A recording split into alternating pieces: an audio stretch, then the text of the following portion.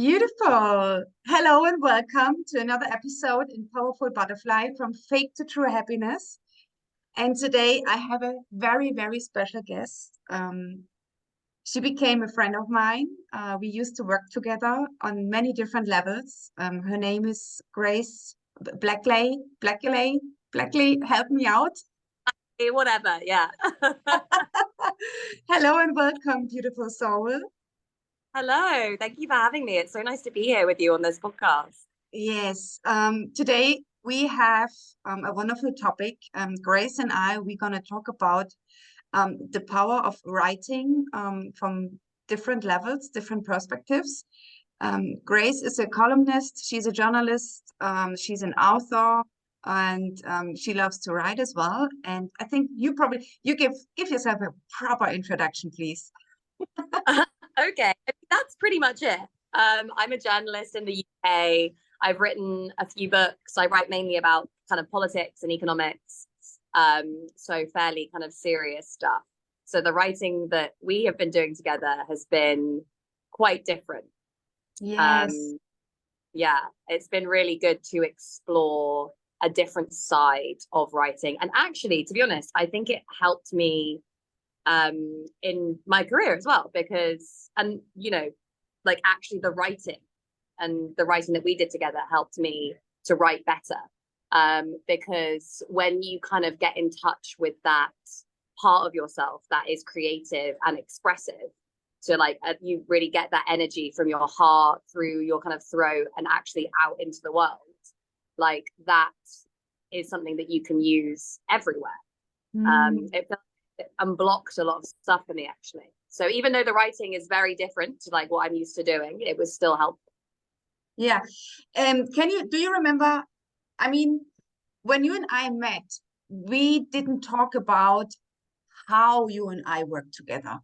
We just knew what topics we want to talk and work on, right? Yeah. So do you want to share why you and I came together? Yeah, so we obviously met when we were doing a retreat together, me with my ex-partner, you with your ex-partner. Yeah. And I just really felt that when we met, we had a connection, you and I, and that was something that I needed to explore and pursue, because I felt kind of stuck in my journey at the point that we met. I felt like I had been doing a lot of work for a long time, trying to kind of, in inverted commas, fix myself, trying to fix all of my problems, trying to kind of like figure out how to be normal, basically. Mm-hmm. When I met you, I kind of thought, oh, okay, maybe, Jessie has the key to helping me do this. Mm-hmm. Obviously, over the course of working with you, I realized that I didn't need to be fixed, and that trying to find that path was a legacy of past trauma. So I don't need to be fixed. But even though that is true, like the fact that I was drawn to you and wanted to work with you, I think did come from the universe, because like I said, I was stuck. I'd done a lot of therapy. I'd done I was meditating all the time, doing yoga and all these different forms of movement, doing some journaling, working really to kind of keep my mental health good and solid, to keep myself well, basically, because I'd gone through quite a lot of very bad mental health issues. But I was really feeling like I was ready to take the next step towards like actually healing. Mm-hmm. And I didn't really know where to go or what to do about that. I kind of knew that it had something to do with exploring things that had happened to me in the past, but I didn't know how to do that. I'd done psychotherapy and talking therapy where you just talk about that stuff, and it didn't really seem to shift anything. So I was like, why not give this a go? Mm-hmm. And as it turned out, it was the exact thing I needed. Basically make friends with my past selves, with my inner children, my inner teenager. Mm-hmm. And that it was really completely transformational for me, the journey that we took together. Beautiful. Yeah, so basically the main topic was to create ultimate and real self-confidence. because Yes. at the beginning we had a different definition of what true self-confidence really means. Yeah, I mean, we have like a mask and a, you know, something we, like, other people see from the outside, but from the inside it totally felt different. So the point was, Yeah. how do we create real self-confidence through writing? And how, yes, and how do we get to ask like the profound, the real questions? Yeah. And I think like the way that we were able to do that together, and the way that I was able to do that with you through the writing, was that I think a lot of the time, a lack of self-confidence or an absence of self-esteem comes from being scared of being found out, being scared that people are going to see a side of you or an aspect of you that you don't want them to see. And the reason that you don't want them to see that is because you don't want to look at that side of yourself either. So for me, it was all to do with things that had happened to me when I was a child, like, you know, things that I was really scared to even just think about or talk about. And going back into those and actually exploring those and opening those experiences up and making friends with the versions of me that had gone through those things, it kind of helped me to be less scared of being like exposed, of being vulnerable, basically. Because that fear of vulnerability is a fear that someone will look at you and they will see, you know, the lack, the absence, the, you know, the things that are wrong with you. And that's because you think there are all these things wrong with yourself. And why do you think that? Because, you know, when you were a kid, you were told, you're doing this wrong, you're doing that wrong, like you need to be better at this, you need to do more that, whatever. So when you don't, and that child that was told those things is still in there and still feels like I screwed up, or I did this wrong, or I did that wrong. So being able to like go and reparent yourself and say, you're okay, you have worth just the way you are, like, you know, let's process these things that happen to you in a more healthy way. That massively boosted my confidence and like allowed me to go into the world with like real self-esteem and self-love and self-trust, rather than just, you know, what I had before, which is kind of fake confidence. And I mean, I went through the same like you. This is how I invented it, because I wrote it myself, like my own autobiography, without publishing it. The goal is not to publish it.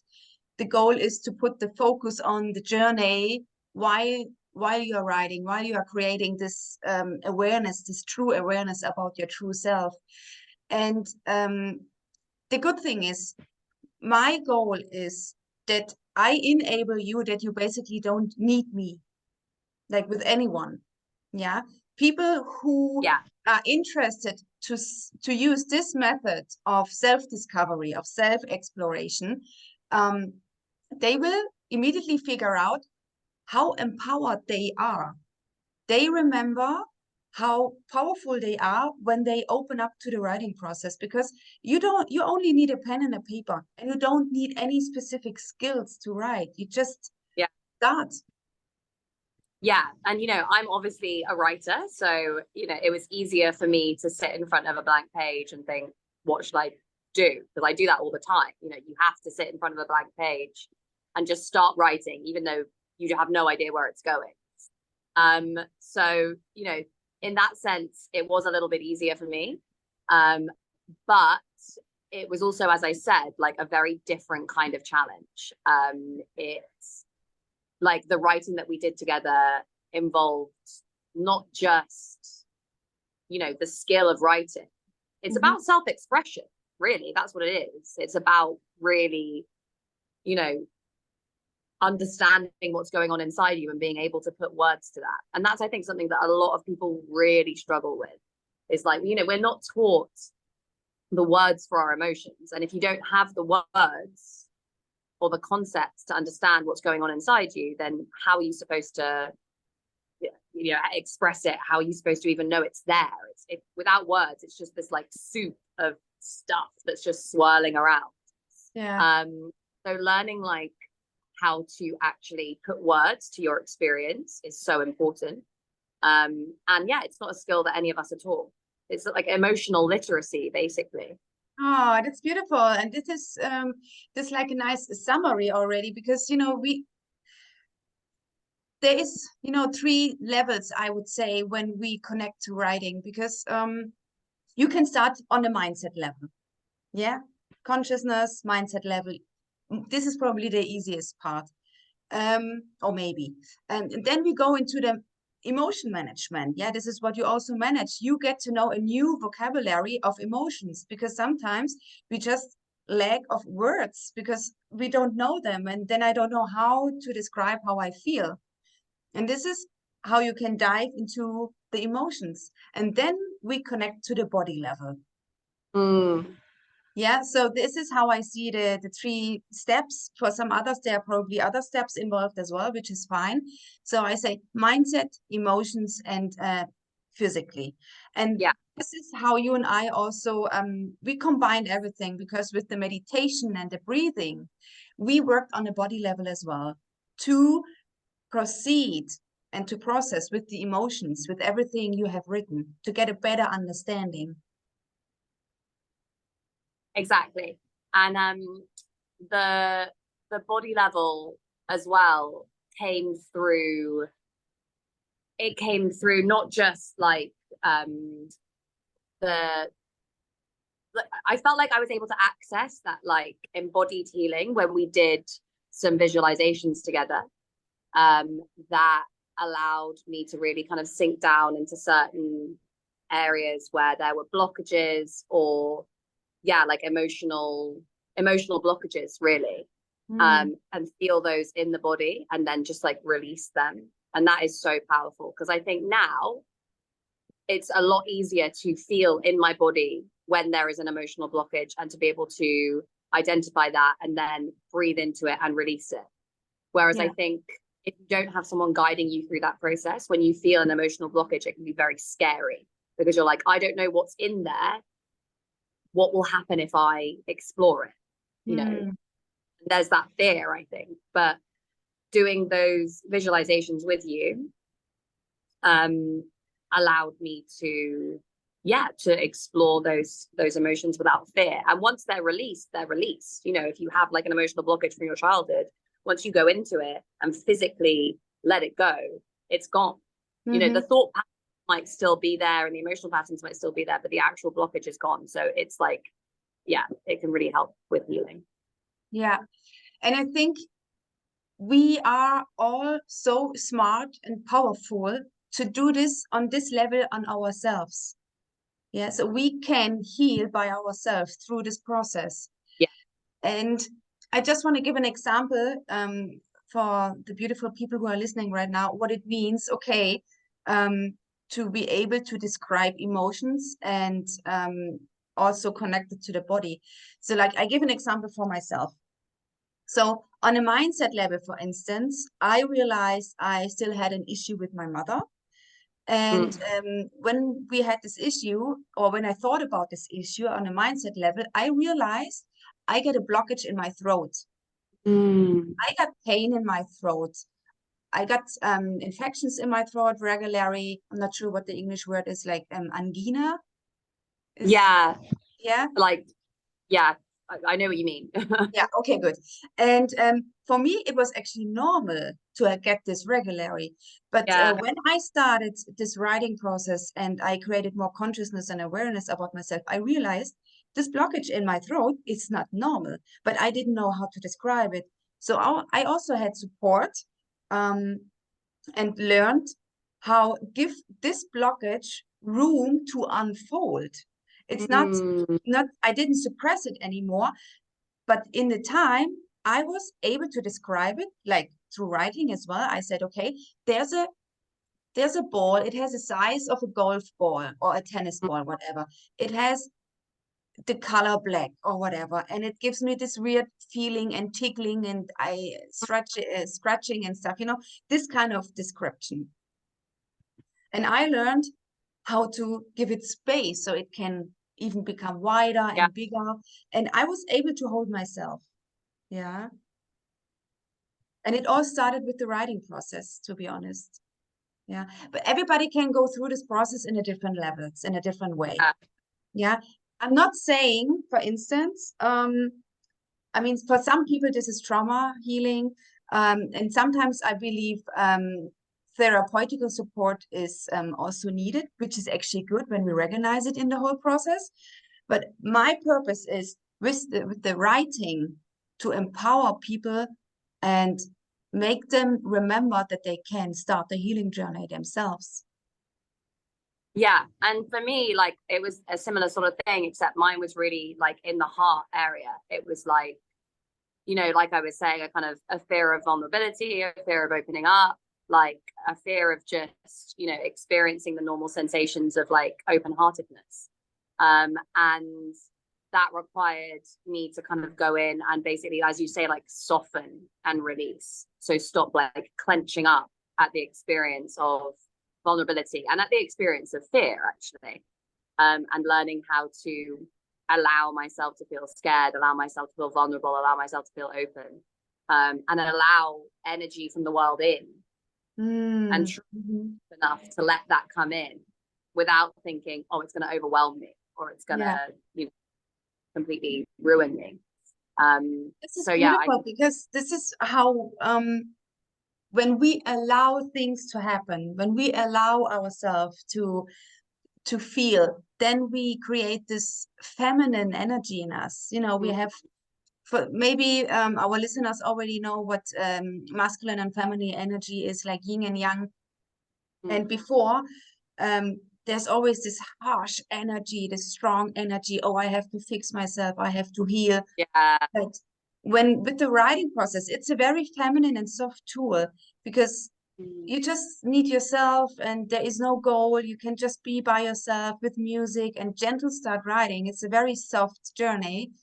And when you allow the process, you create balance with yin and yang, with the masculine and feminine energy. Be more gentle. Exactly, about like learning how to receive as well as how to kind of push energy out into the world. I think before I was very much in a kind of, I must do, I must be, I must show up, I must like achieve, basically. And I brought that, as you say, into my healing journey. I was like, I have to get to the end of this so I can live my life, basically. Yeah. Without realizing that like this is life. Like you're just healing all the time. Yeah, so like being able to just sit and not want to get to the end, just like sit with the process, just receive what was coming to me, was like a really big part for me. This is beautiful.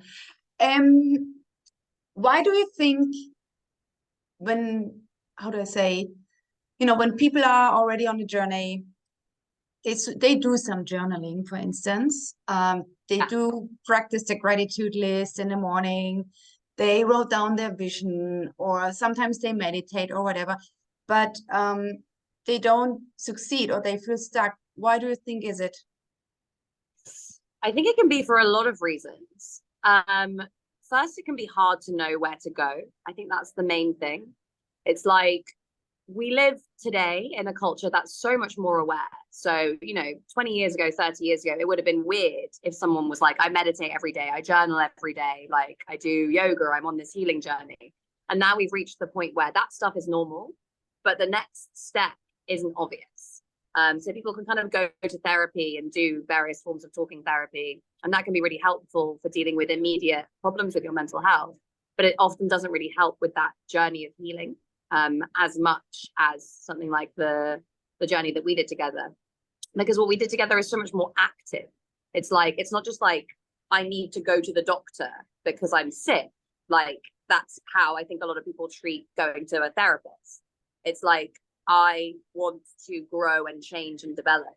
It's like the difference between, as I say, like going to the doctor because you're sick and being like, I'm going to commit to an exercise routine every day. Like, yeah, it's a much more active decision. It's not just something that's happening to you. And I think a lot of people want to take that step, but they don't know what they should be doing. It's like, I want to start exercising, but I don't know what routine I should do. I don't have a personal trainer. I don't know what I should be eating. So I think, yeah, the process that you've designed is so helpful for people who feel stuck in that stage, because that's definitely where I felt. people who are just like, I know that there is something deeper than all of this, but I'm not 100% sure how to get there. For me, yeah, it really unlocked a lot. Beautiful. I remember when we started, there was always a focus on, okay, how do I do it? How do I do it? Yeah. But we, in the beginning, we started to put the focus on the things to figure out, what do you want? Yeah. How do you want to feel?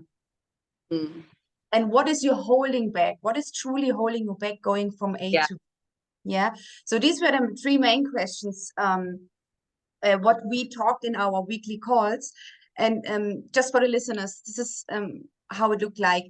We had a weekly call and we had a 24/7 support. So Grace could always contact me anytime. But my focus was that she writes by herself. And then comes, questions come up, which is fine. But you had to sit with the writing and with the questions and with the reflection by yourself first, because you're the only one who can do it. It's not me. I can just ask you the questions. You go ahead. Yeah, and it wasn't the writing. It was all of the kind of exploration that I had to do outside of that as well. So, there was a lot of sitting with my parents and asking them what was happening when, you were pregnant or when I was just born. And I learned so much really important information that I never would have known otherwise. And that has really helped them to kind of unlock embodied patterns and patterns of behavior and patterns of thought. And also things like, we talked a bit about, without going into too much detail, some of the like trauma I experienced when I was like very young and my mum had to go into hospital.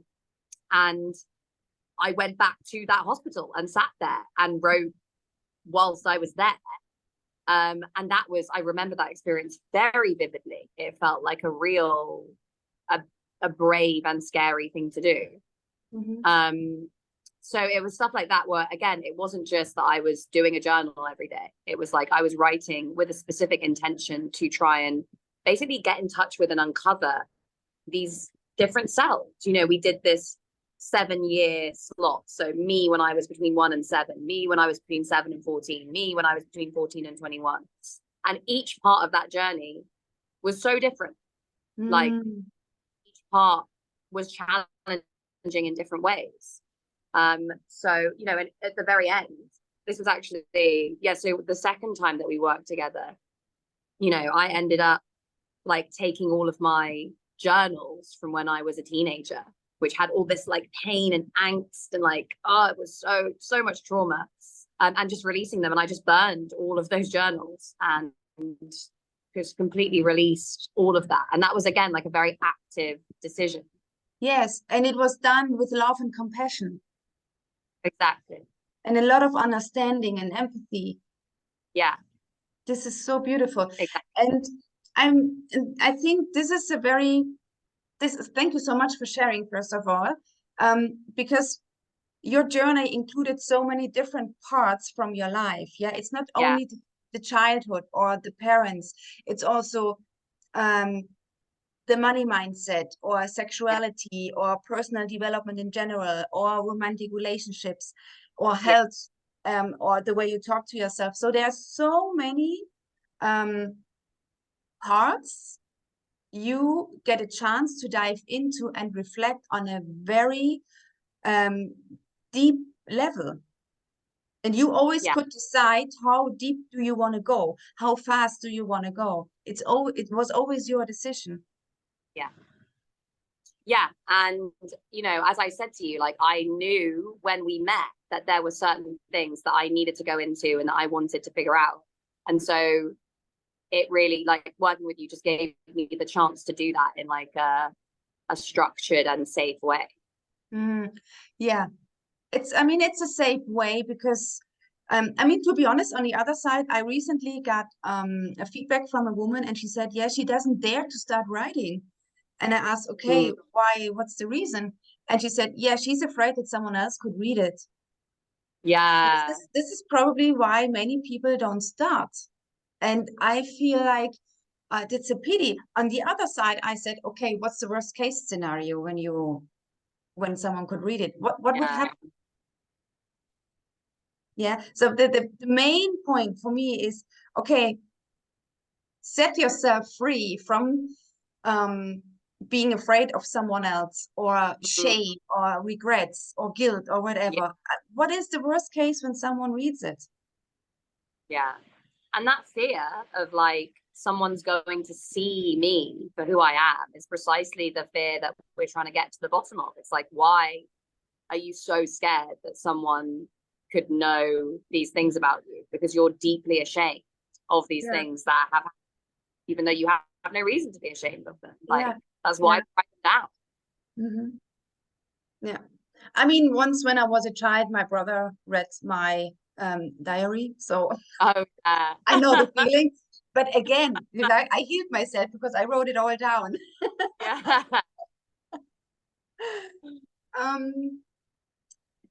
So from today's point of view, from today's perspective, we worked twice together, and you're still writing, and like the journey never ends. Like we said before, the focus is not to publish anything, because when the focus is on that we think, okay, we have to publish something, then we try to protect people, and then we don't write with our intuition.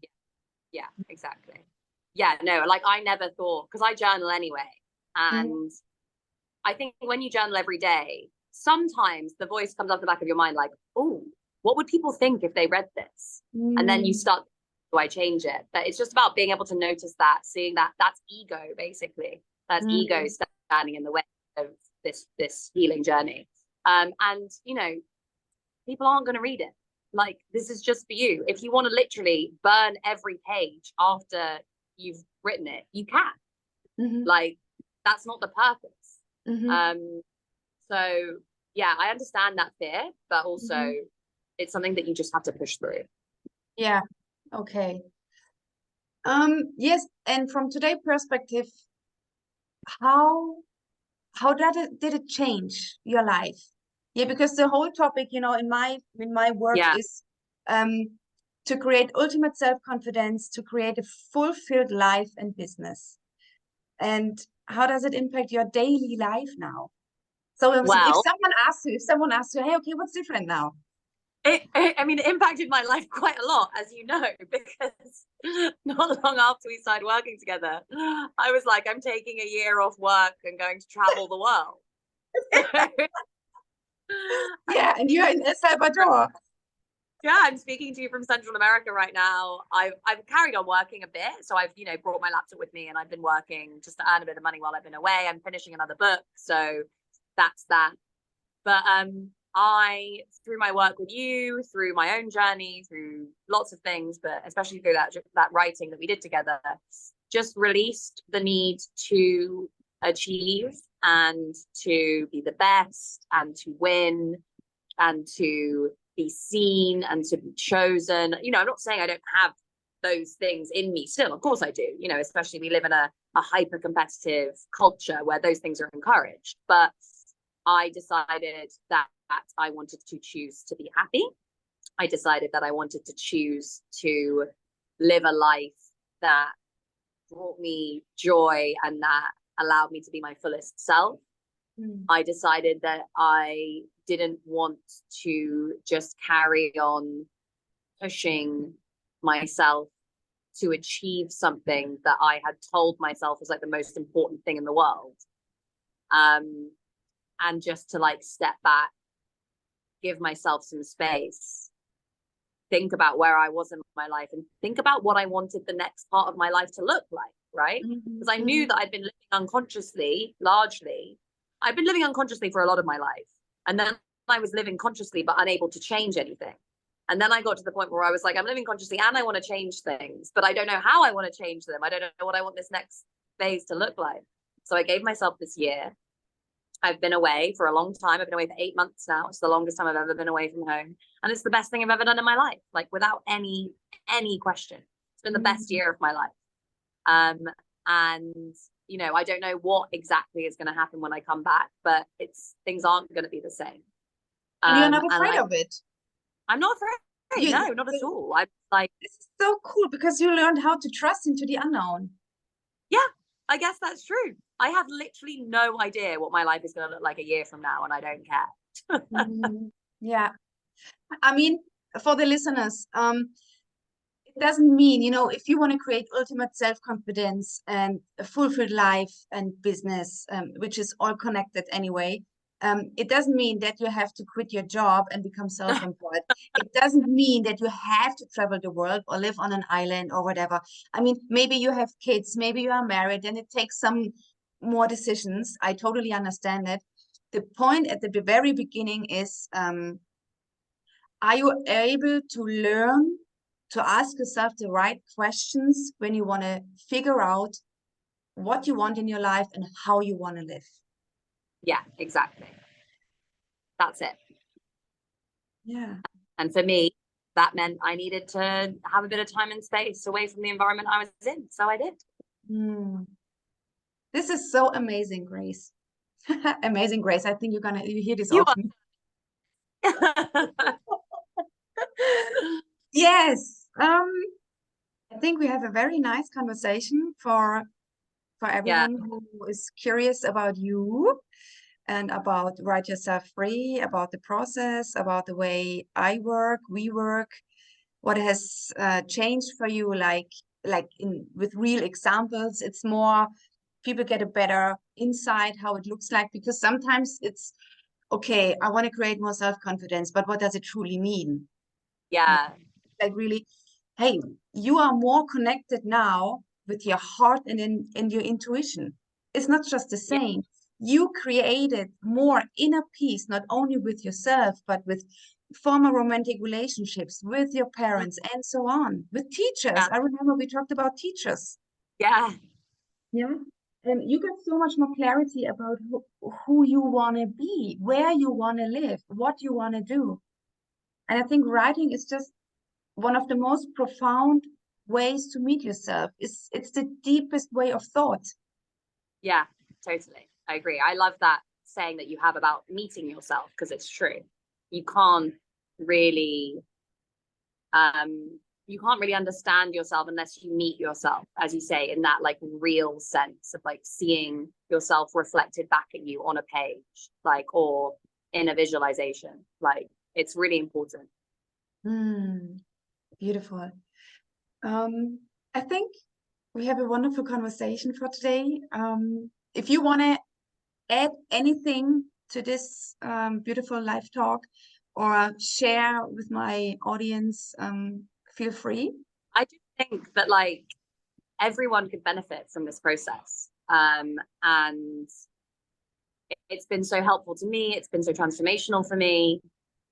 I think it was relatively easy for me to take that step when we met, because I felt like I was being pushed towards you from something. And if anyone's listening to this and thinking, oh, should I do this? Should I do this course? Should I work with Jessie? Like, this is the push that you need, because it's, yeah, so worth it. So life-changing. Thank you so much. And for everyone, thank you for listening. If you want to give me, like how do you say in English on Spotify, a star for the ranking, you're welcome. I invite you to give me a star so many more people can, yeah, listen to this podcast episode. I invite you to forward it to people you would think might need to listen to it. And of course, I invite you to always send me an email on info@jessicahaas.com with your golden nuggets, with your beautiful insights, with your questions. I'm very happy to get in touch with you. And I'm looking forward to the next episode already. Again, Me beautiful too. Grace. Thank you so So much. much. It was so nice to talk to you. Bye. Bye.